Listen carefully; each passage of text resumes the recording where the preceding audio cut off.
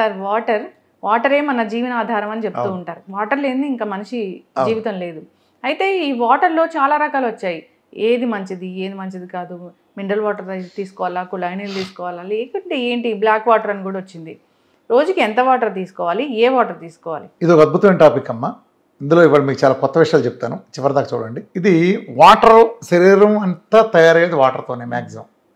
ఇప్పుడు మనకు వాటర్ అంటే మనం 2 లీటర్లు తాగుతామేమో, 8 గ్లాసులు తాగుతామేమో వాటర్. ఇదే కాదు వాటర్. మన శరీరంలో ఉమ్ము ఉంటుంది కదా, లాలాజలం, డైజెస్టివ్ ఎంజైమ్, ఇది రోజుకి 1.5 లీటర్ తయారవుతుంది. 1.5 లీటర్. అట్లనే మన లివర్ ఉంది కదా, బయలు జ్యూస్ 500 ml ఇస్తుంది. అట్లనే ఇంతది ప్యాంక్రాస్ ఉంటుంది, చిన్న బుడ్డి ప్యాంక్రాస్. అది ఎంత వస్తుంది తెలుసా డైజెస్టివ్ ఎంజైమ్కి ఇవ్వడానికి? ప్యాంక్రాటిక్ జ్యూస్ అని 1.5 లీటర్ ఇస్తుంది రోజుకి, తయారు చేస్తుంది, సెక్రెట్ చేస్తుంది. అలానే పెద్ద పేగులు కానీ ఇవన్నీ కలిపితే అక్కడ కూడా 2.5-3 లీటర్లు, అంటే పేగులతో ఇంటెస్టైన్తో కలిపితే 2.5 నుంచి 3 లీటర్ల లిక్విడ్ని అవి తయారు చేస్తాయి.